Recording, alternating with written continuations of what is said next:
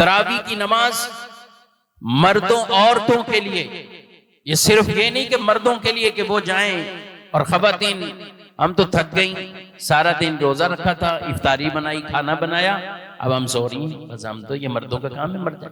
नहीं, औरतों पर भी तरावी की नमाज सुन्नत मुअक्कदा उसी तरह है जैसे मर्दों पर। हाँ, औरतें अपने घरों में पढ़ेंगी, मर्द मसाजिद में आते, औरतें अपने घरों में।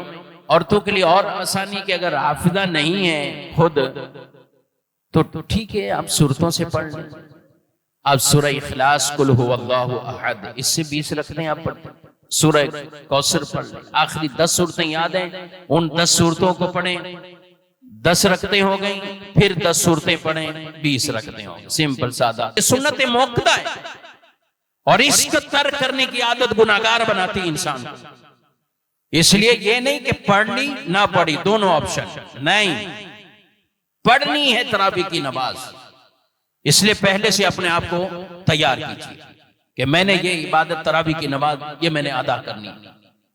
हाँ, इसके लिए जमात लाजिम नहीं रखी गई।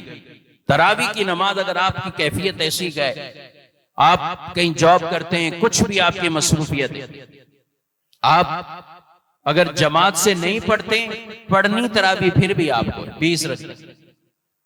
तरावी में कुरान की तिलावत ये अलग सुन्नत है, खत्म कुरान, और तरावी की तरावी की नमाज ये अलग सुन्नत मुअक्कदा है।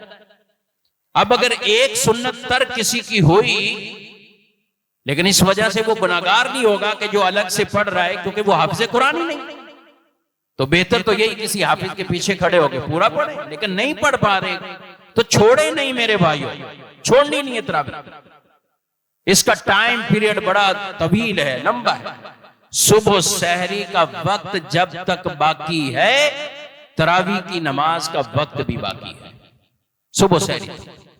इसलिए वो बहनें, वो औरतें जो कहें हम रात में थक जाती, नहीं पढ़ पाती, तो ठीक है, आपने रात को कुछ आराम करना है, सुबह सहरी बनाने के लिए तो उठना ही है, उससे कुछ देर पहले उठो, तरावी की नमाज उस वक्त आप। तो तरावी की नमाज के लिए टाइम भी बड़ा एक तवील है, लंबा टाइम। ऐसा नहीं कि जमात होगी मस्जिद में खत्म हो गया तो अब नहीं।